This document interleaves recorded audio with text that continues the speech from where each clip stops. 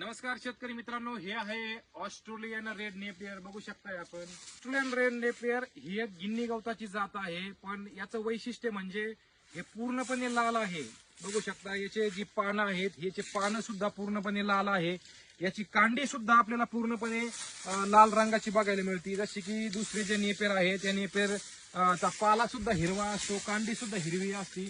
आणि हे Australian red Napier हे बीट क्रॉस नेपियर आहे, पूर्णपणे लाल रंगाचे नेपियर आहे. याची उंची देखील जवळजवळ 15, 16, 17, 18 फुटापर्यंत जाते आणि कुठल्याही जमिनीमध्ये हे एकदम योग्य पद्धतीने येते.